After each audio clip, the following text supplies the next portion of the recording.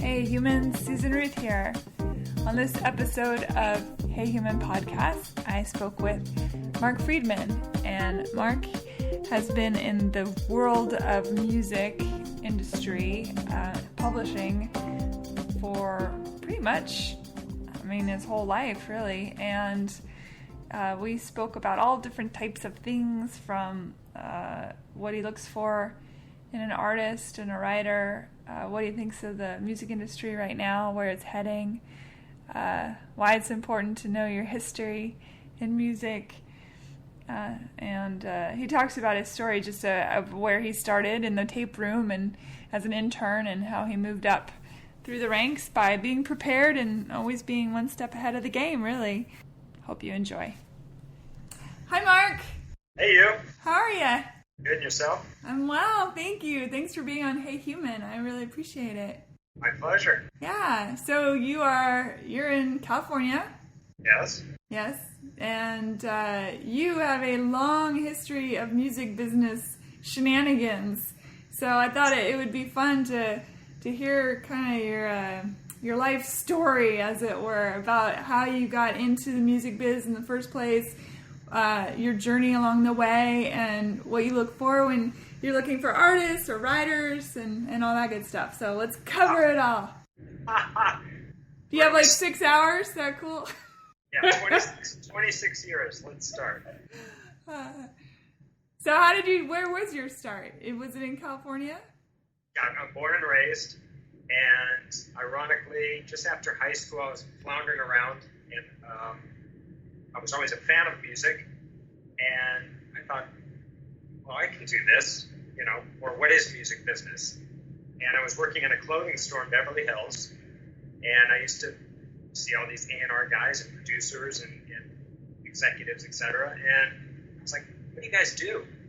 Once they explained it to me, I thought, I could do that. How do you do it? And they said, well, you should really get an internship. And I didn't even know what an internship was. So I said, okay. Now, granted, I was working in the clothing store and detailing cars on the weekend to make do. Rod Stewart was my big client, so I would detail 8 of his cars every Saturday morning. So that was as close to the music business as I was getting at that point. 8 cars? Yeah. He was cars. doing okay. It was fine. Still is. So I said, okay, internship. All right. So I started calling around to the record labels and asking for the A&R department, and I wasn't getting through it. I thought I'll go down to Capitol Records and I'll just walk in and say I'd like to be an intern, because that's what you do, right? I didn't get past the elevator. They sent me home. I was completely crushed. And while sitting there, I'll call one more label, and I called Columbia Records. This is a completely true story. And I asked for the A&R department. And a young guy answers the phone. I could tell he was a young guy. And he said, A&R. And I said, hey, I'm looking for an internship. He says, oh, man, this is incredible, because tomorrow is my last day. Can you come in like this afternoon or tomorrow and meet with me? And I'm like, of course, yeah. So I drive over to Columbia Records in Santa Monica, Century City, and he's just an intern. I'm literally interviewing with an intern, and he's like, oh man, you'll be fine. My boss is out of town. He comes back Monday. Just show up Monday and make sure to bring a letter from your school. Now, I wasn't really in school. I was like in community college and doing criminology. Like, I was just floundering around. Criminology? Yeah, criminology. That's a good preparation for the music business. Yeah, exactly. Forensics. So I thought, now, bear in mind, this is pre-anything computer, anything with technology.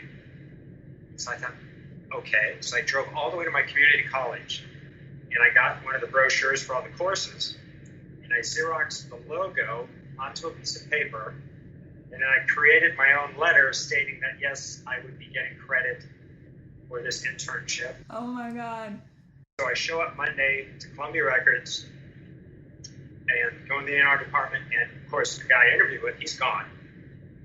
And I haven't met the guy I'm going to be working for.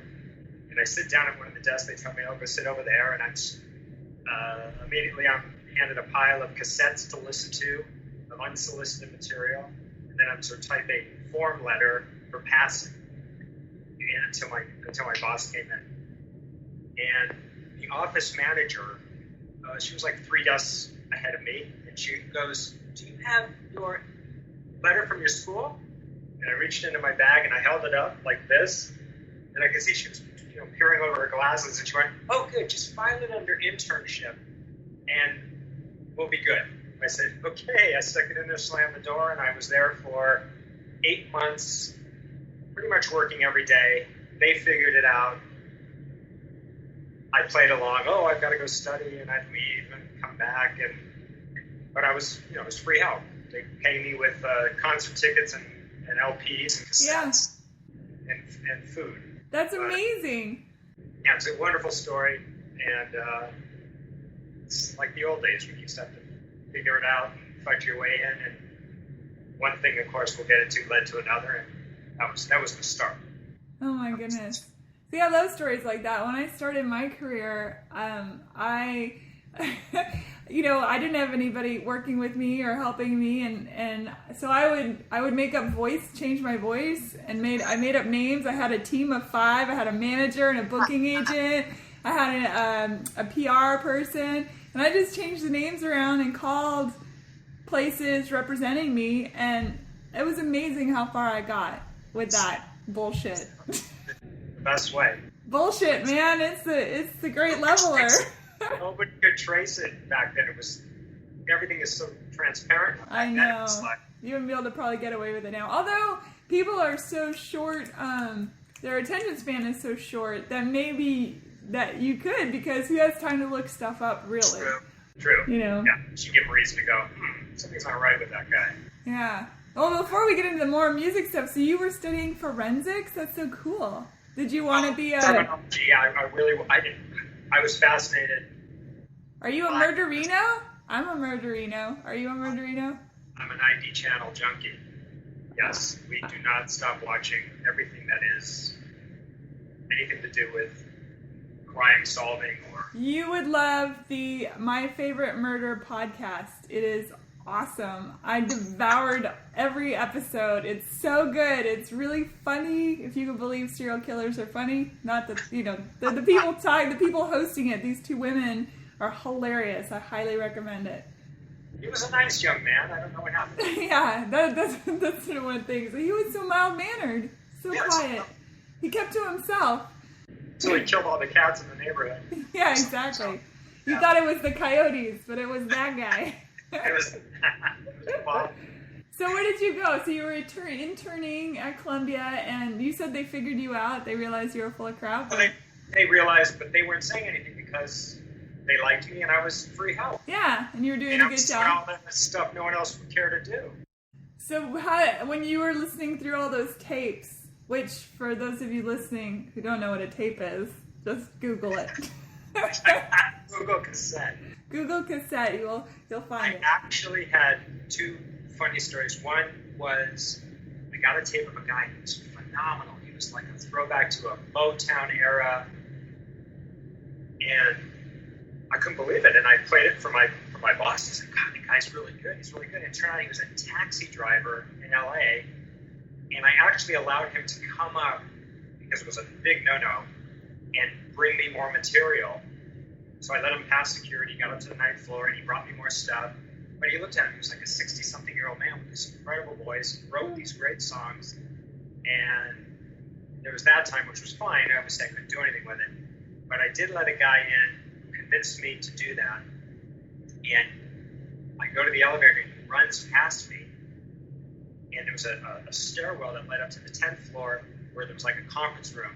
And he ran past me, went up the stairwell, and busted into the meeting in the conference room, and I was reprimanded for allowing this guy to hand deliver a tape because he got past me and he just went nuts. Oh my gosh. Escort him out, yeah. I just thought I was being nice. And I had someone show up at the fairy dust off. I had a woman show up in a full Cinderella with the wand, and she was out of her batshit mind in the lobby. And of course, "I'm here for Mark." He said I could, and I'm like, "Oh man." Oh man. Yeah. That's funny. It just came to me, yeah. And she's now Katy Perry. No. Exactly. She's off to a rough start. She turned in her fairy wings for the tin boobs that shoot whipped cream. Yeah, whipped cream.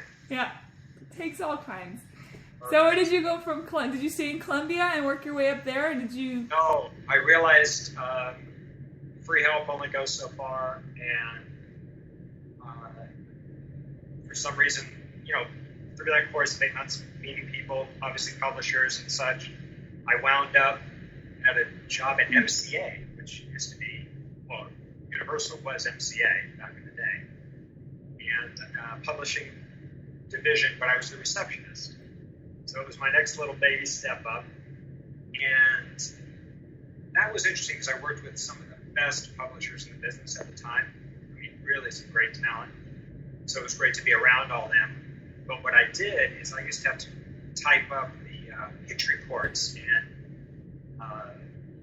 so I started to see the songs that were being pitched and what was going on. And I asked the tape room guy to start making up my own cassettes of the songs that I kept seeing that were popular, and I would take them home and I'd start listening to them so I can get familiar with the catalog so that I can be an asset down the line by saying, well, I know the songs, but it just, for whatever reason, I think I was there like 8 to 9 months, and crazy story about a music executive named Kathleen Carey, who was at Sony for 20 odd years, and before that, she was at a company at Universal, and it was folded, and she came into our offices to use the conference room to kind of get started again. And she knew a lot of powerful people in the industry, and she glommed onto me and she said, "Listen, I'm starting a publishing company. How would you like to come work for me?" And we got a 5-year deal with Warner Chappell. This is going to be amazing. And I was like, sign me up. So I left MCA and went to what was called Reata, and it was a fantastic independent company that lasted 5 years, and the talent that came out of it was pretty damn exceptional.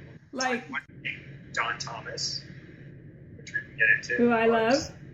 A fantastic country writer named Michael Smotherman.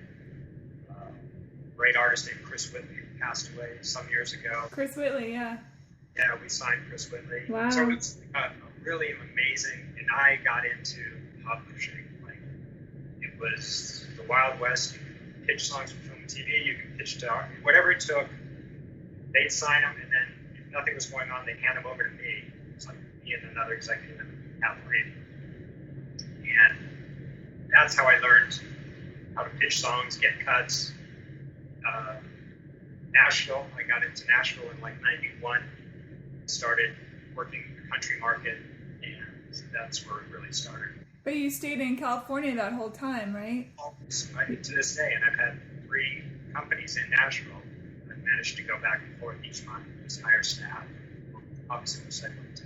So it sounds like at the beginning of your career, you were definitely in the right place at the right time, but you were always one step your preparedness was always one step ahead. Yeah.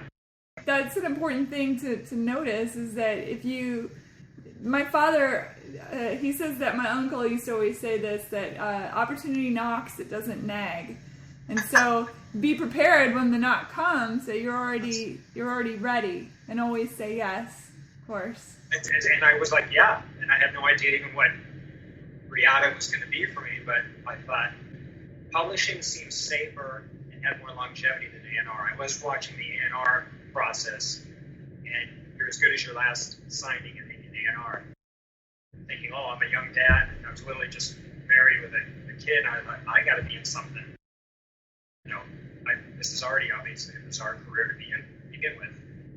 Do you think that's still true, that A&R is that publishing is a safer? Well, there really isn't A&R anymore, but I guess. It does allow you can buy more time at a publishing company as opposed to a regular label, I feel. Unless you're really good at being corporate and playing low, and I've seen people who are still holding on that blow my mind that they're still holding on, that don't have to do very much. They just know how to They hide out in the coffee room when nobody's looking. Yeah, or something. Yeah. Go out at night, like window dressing. Yeah. Show face. Yeah. So where did you go from there? From the independent place? From Reata, it was literally the 5 years, and there was a change of guard at Warren Chapel, and they decided there were too many joint ventures, so they killed off the company. And luckily, Chrysalis, which is no longer, but when it was probably the best independent out there. Tom Sturgis was then the president. He was trying to hire me at the end of Reata, but he just kept like calling me, but it wasn't happening. It was getting frustrating. He called me, and he offered me a job at Chrysalis. We met, and I went over there, and that was in 1995. And that was just something else. For a major company, they had no pop roster except the artists that were signed to the label, like Billy Idol, Pat Benatar. Yeah, I know. That's all cool, but so I looked around. It was kind of like they wanted to start ramping up. So again, it was timing, and they had no country. They never went international. Chrysalis music never had a national presence. So I'd spent all this time at Reata building up these relationships in Nashville, and I didn't want to lose it. So I looked for the hole, and the hole was Nashville. So within 7 months, I had a consultant, I had 4 writers signed, and Chrysalis was born in Nashville. And then after about just shy of a year, it changed presidents. A new president came in, Leeds Levy. He's had ASCAP now on board, or has been forever. And he said, "Look, I love what you're doing, but let's go full bore. Let's do a proper budget. We need to have a presence." So I hired Stephanie Green in 1995, and I basically was told, "Don't come back." I stayed there for 2 weeks until we had an office and everything ironed out and set up. And we launched, had a launch party, and this music was open, and I was going back and forth, and then I was running the pop, and then I had to build pop and R&B roster. So I was juggling. I had about 20-some signings at the time, but it was the best, great contracts. I didn't have to think about my employment. I could just focus purely on building and growing. Well, Nashville was so booming in the 90s. I mean, the music coming out of Nashville was incredible. Everything at the time, I'll never forget. I was trying to sell a UK company on Nashville. They only knew Garth Brooks, which was fine because it was pretty huge.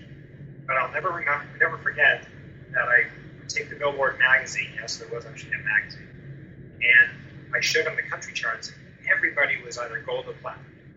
It was literally such a booming industry that, if you got a cut, it meant something.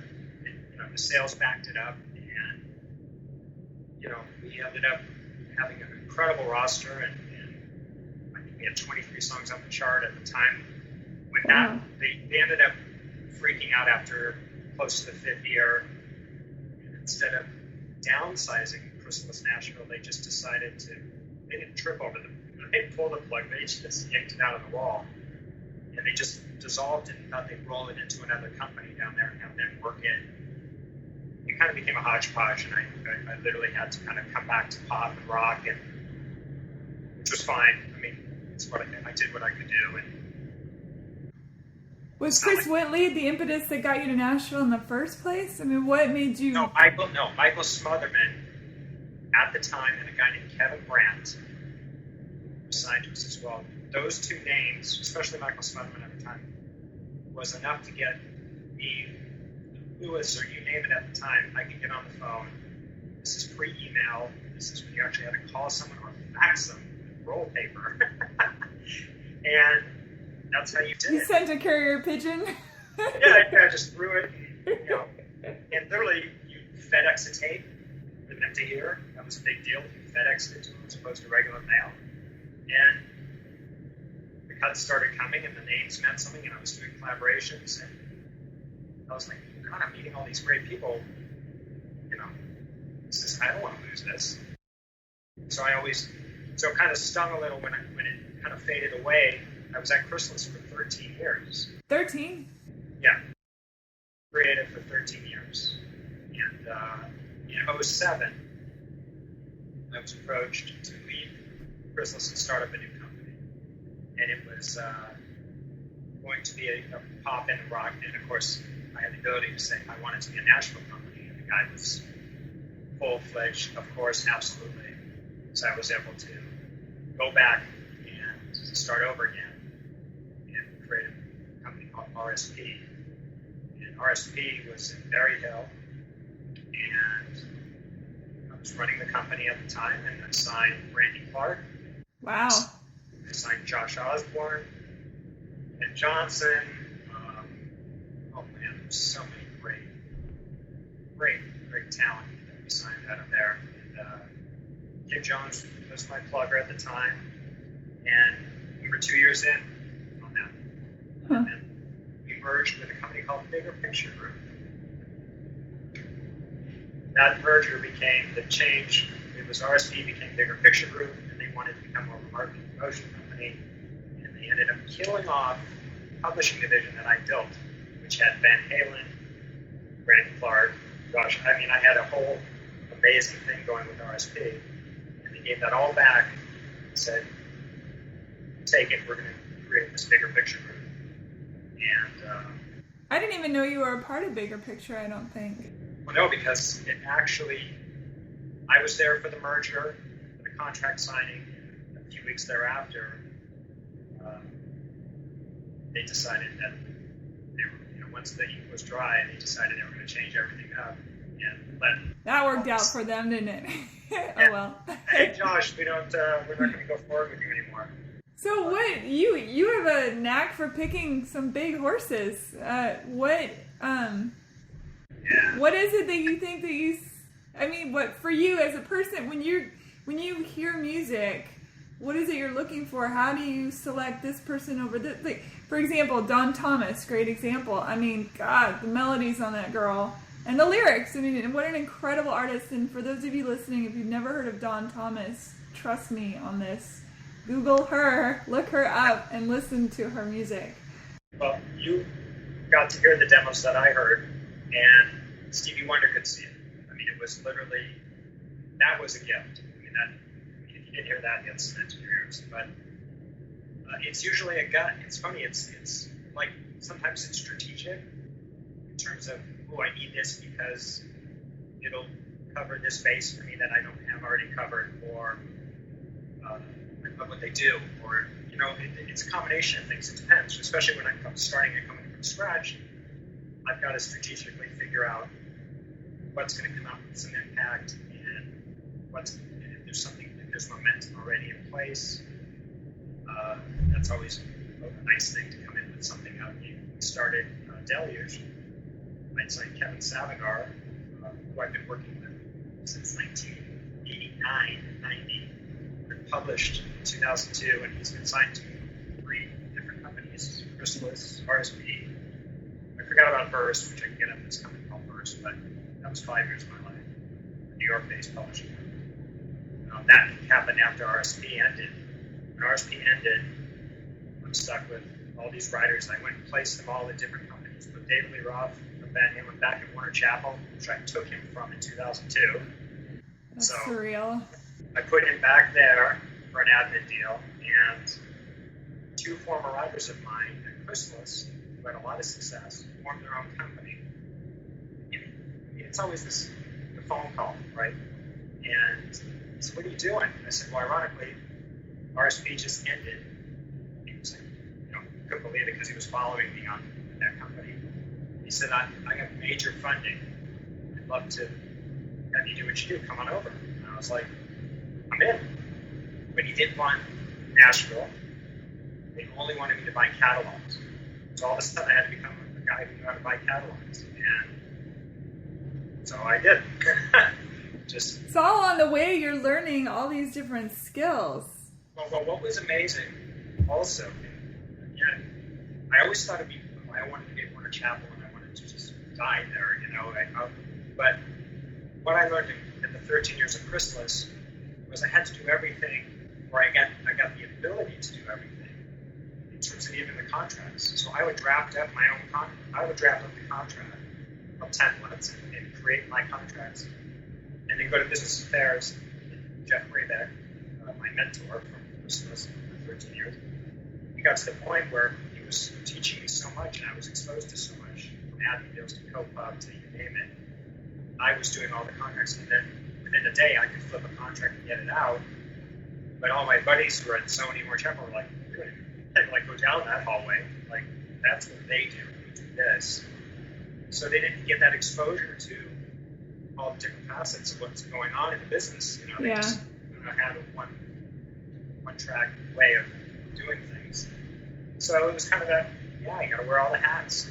Know kind of the business you're in all the way around. So I think that goes for artists too. On the other side, you know, that there's so many, especially the young artists that I find too, is that they don't even know the music that they're stealing from now. You know, they don't go back and listen to the grandfathers and the grandmothers of the music that they are listening to now, and they don't really know very much about. I think a person should learn how to book their own tour. It's important. It's good to know how it works, you know? I used to take artists at the time in Chrysalis, if I had a young developing talent or something, and I was trying to get into their head and what, you know, their influences, etc. We'd go to Tower Records together, and I would walk them around and I'd pick out CDs with them. If you're not aware of Fleetwood Mac Rumors, or if you're not aware of Carole King Tapestry, and I'd load them up, like, go study, like, where, and it will inspire you, you know, like a little. Yes. It was nothing better than turning someone on to something classic and amazing that they had no idea. God, I could spend hours in Tower Records. That was the best. Those were the days. I signed the young Emily West when she was 15 from Waterloo, Iowa. Her name was not West. It was given to her at Capitol Records. And I'll never forget taking her to Tower Records and loading her up. It was like the best thing ever. It was like Christmas for her. Great music that this young girl had no idea. She had this incredible vehicle. Oh, her voice is exceptional. Yeah. Yeah, but it's like, oh my God, wait till you hear Steve Perry from Journey singing this one and that one, and she was just like, it was awesome. Yeah, that's so cool. So, okay, now we're all the way up to the bigger picture, and then what happens? That goes bye-bye.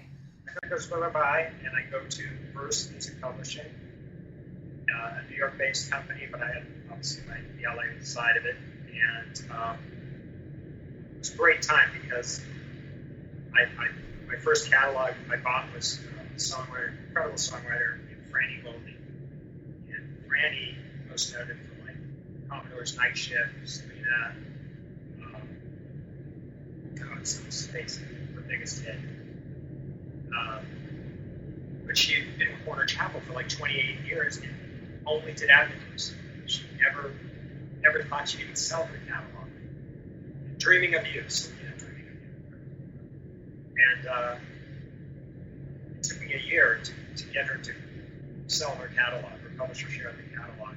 And it was a big feather at the time because no one could believe that she would actually sell it, let alone to a new company. Yeah.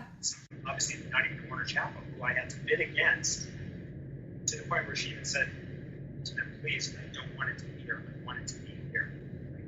Because they could outbid me, and they really backed off and let her go. This new company. So it was fun, but what it did lead to was something that really was an amazing opportunity. Yet another hat. We bought a company called Golden Records, which is classic children's from the 60s and 70s. It was a book, Golden Records, and inside was always a record put on like 45. It'd be like fairy tales. It'd be Bing Crosby singing to you, or some incredible talent like that. And everyone as a child remembered this Golden Records. So we thought, well, why don't we repurpose this, bring it back, because it was essentially dead, you know. So we had the master tracks to all those original orchestrations from the 50s and the 60s. And they said to me, well, you're in Hollywood. You go find the talent to put on these tracks, and let's re-release golden records to the world. Okay. So try dealing with agents and managers in a completely different genre who have no understanding of the music business. How do you explain to them how they're going to make money on a CD sale and what that really means in pennies to a big name artist, talent, actor, actress? And I got lucky. I got Ed Asner as the first guy to come in and saying, you did 3 Christmas. You did a Christmas, Golden Records Christmas. And I'm like, oh my God, this is it. And I was in the studio for each, and then it was Cheryl Hines, and then I got Susan Sarandon, and all of a sudden it started snowballing. And now I'm doing contracts that are completely different, dealing with agents and the craziness of it. And Neil Patrick Harris was phenomenal. I got him, and it took a year, and we did 3 CDs. And then we got distribution, and they were in Walmarts, and it was kind of like, oh, I'm holding it. I actually didn't see I was like A&R, really. Yeah, that's so cool. That was fun. I'll have to check that out. I didn't even know that was out there. Well, not many people did. PR was tough. The problem was, like, these great actors would come in and they do the work, and you expect them to, like, talk about it. And they literally, it was just like a job. They'd come in, an hour later, hour and a half later, they'd be gone. And it's like, hello, why don't you talk about this great Yeah. Most of them did it because they had kids or grandchildren. And Doris Roberts from Everybody Loves Raymond, she came in and, these people were phenomenal talents. Wayne Brady and Ziggy Marley. And it's like, and then it was like crickets. Once they finished, and we ended up having, I had Maria Menounos do it because she was actually on E. So I figured, well, she'll talk about it on E. So we had her come in and read. She did some. And I think they ended up sending the crew to cover it for Entertainment Tonight or something like that. So we did have that little blip of a moment, which was... That is interesting because usually that stars and things like to talk about themselves a lot in all their projects. You would think that, that would get out there.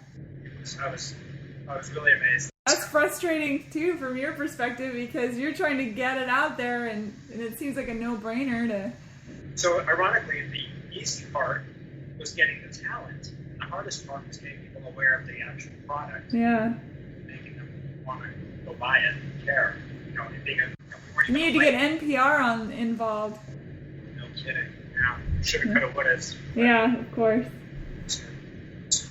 It is such a weird time about, now things get... It's almost like people are famous before they have anything to be famous for. Oh, don't get me started. It's a very strange time. Well, I watch The Voice. I enjoy The Voice. And I think I enjoy The Voice because I enjoy the panel of judges.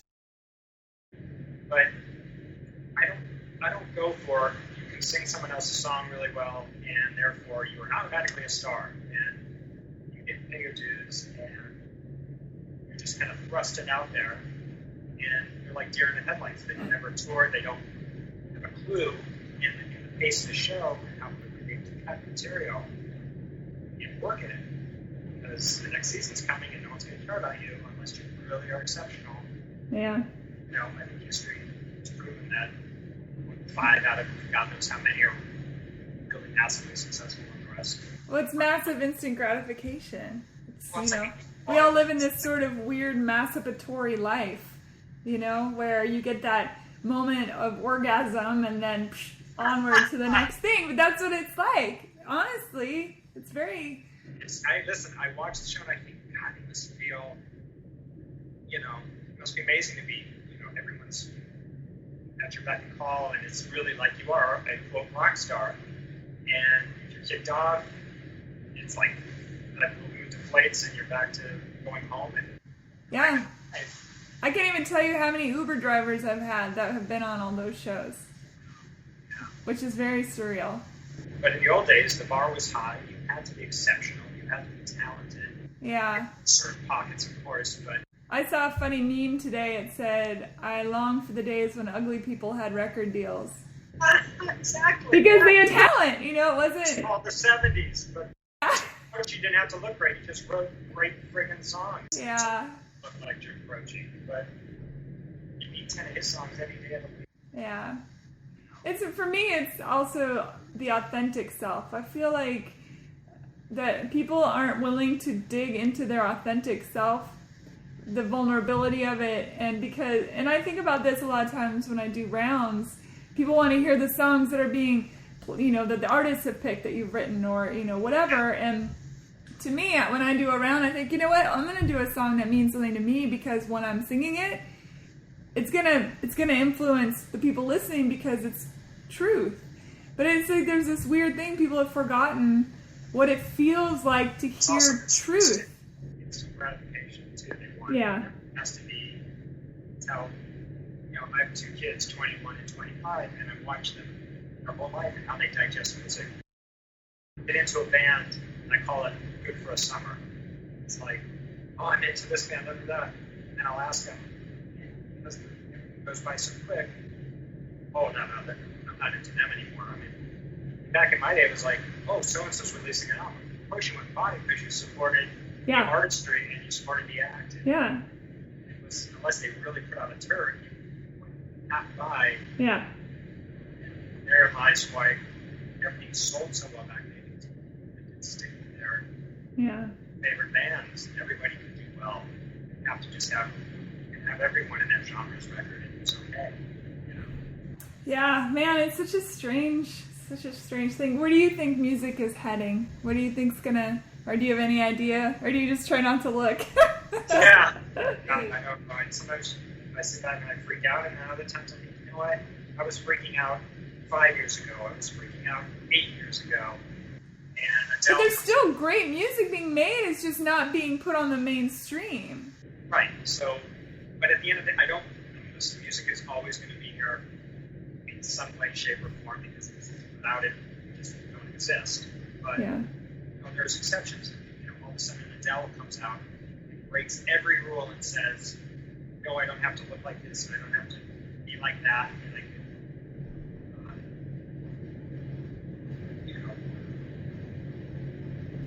go to a demographic that isn't. I'm not chasing kids. I'm not chasing 13-year-olds who are going to just download or stream or rip off. I'm going to be a consumer who's going to spend $17 and buy a CD without blinking an eye, show up at my show and spend $200 and hear a great. It's an event. Yeah, so, okay, and Taylor Swift sells 8 million copies domestically of her album. You know why? She turned in a great friggin' album, really catchy songs. So, I think it's still possible to deliver the goods. Obviously. I think also the problem, therein lies the problem again, the talent level. You're just average with a one-hit song. You can't even back it up on an album. And maybe you're not ready yet. You should have. I always find it's a bummer when you hear a song and you think, oh, I like this. You maybe hear a couple more, and then you go to a show and it's so horrible live. Or they're way pitchy, or whatever it is. Now, of course, they have machines to make people sound like they can sing, but even live, of course. Yeah. It's all smoke and mirrors. Ah! Oh no. No. Yeah. Go to an Eagles concert. There you go. And where you watch each guy and you just go, holy crap! Yeah, exactly. Harmonies, everything is just incredible blend. But there are a lot of those back in the day. Yeah. It's like that's why they got signed. But I mean, you've been in this business a long time, so I'm sure you've seen how cyclical it is. I think that there's always that section of time where it's kind of not throwaway music, but it's just not really touching people. It's feeding, again, that sort of weird, for lack of a better word, masturbatory moments in time, but then that comes back around, and the relevant stuff, the important stuff, the stuff that sticks around forever. Yeah. It's funny, it just reminded me when I was at Columbia, I remember, like yesterday, it was George Michael's Faith album, Michael Jackson's Bad album, and Michael performed Man in the Mirror on American Music Awards, and I'll never never forget they had the sound scan, which of course wasn't via computer, or it was, but it looked like three sizes of a telephone book, and shredding on the, like you shred off the size, and they came in and go, oh my God, he's sold 1 million albums this week from that performance. Like, one performance he moved 1 million records, and then moved 1 million the next week. George Michael, of course, had whatever hit. That record was so good. Yeah, but there you go. Start to finish, brilliant album. Great marketing, great videos. That was the only, of course, outlet to visually see them other than live. MTV, of course, helping everybody. Yeah. And these guys were moving 1 million units with like it was happening. Because the fans were just... It's incredible. It was for everybody. Yeah. It really was for And timeless music as well. Still, absolutely timeless. Yeah. Incredible. It's not signing a timeless artist. Yeah. What is a timeless artist? But so what would you say to people that are up and coming as a writer and as an artist? Because I think that sort of is a different thing. What are your sage words of wisdom? The writing thing is, to me, it's like if it's in you. Yeah, it's going to be a tough road. No question about it, but tenacious, just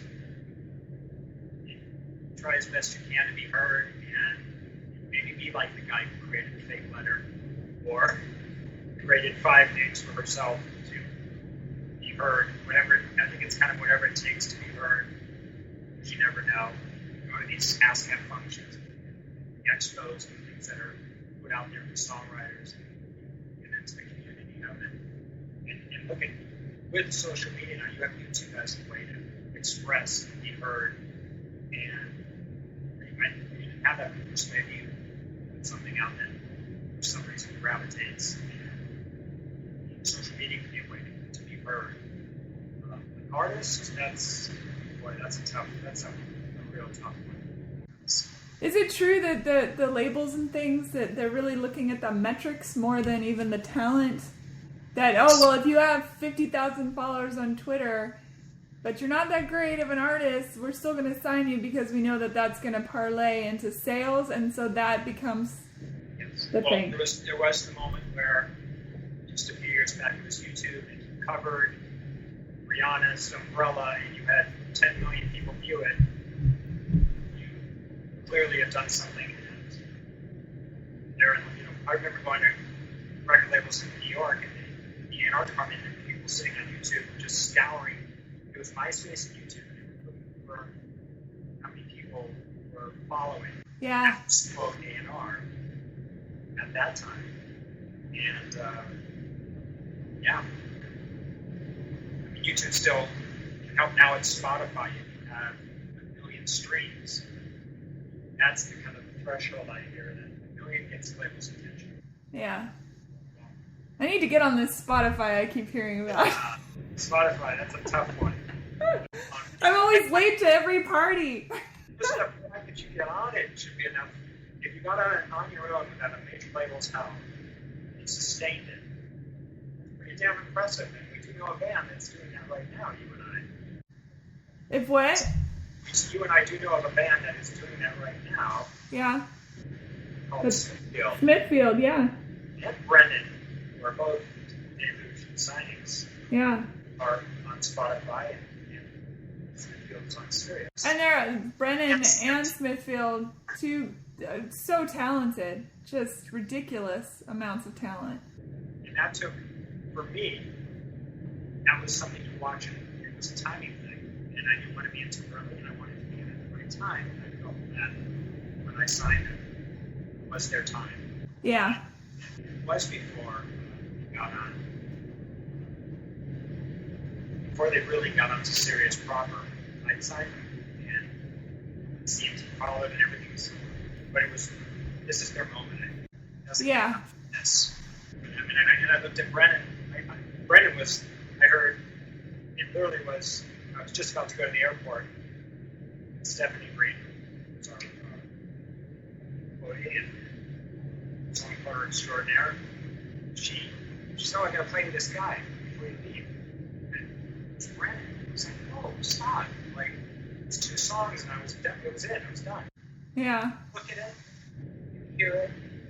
It's the whole package. Oh yeah, it's like we had that little party the other day that Brennan and Kelly came, and the next day a couple of my girlfriends were like, "Who was that guy?" I'm like, "Oh, that's Brennan." Yeah, bingo. He's beautiful. I want to punch him. I know. But it's like, okay, well, maybe what's the backstory here? Like, wrong situations in the past, wrong management. Like, but now, I think he's in a great. This is his time. Yeah. Right? And things are going to fall into place. It baffles me that this is everything. Yeah. This is everything wrong. Well, tenacity is such a huge part of it all. I mean, so I remember when I first moved to Nashville and I went to a symposium, a songwriter symposium, and I thought, well, you know, let's see what this is all about. You know, all these hit writers teaching about songwriting, and it was weird. One of the writers said, "Look around this room," and there was probably 150 people in this room. And he said, "These are your contemporaries. You're going to be writing with these people. You're going to make friends. Most of you are new to town. And in a couple years, half of them will be gone. And in a couple more years, half again will be gone. And a couple more, you know, and as you move through your years in Nashville, they'll fall away." And he was spot on right. I mean, there isn't a single person that I was friends with, that I wrote with in the beginning of my writing career in Nashville, that are even still writing. Wow. Yeah. It's like your rose on the plank in the middle of the sea, you know?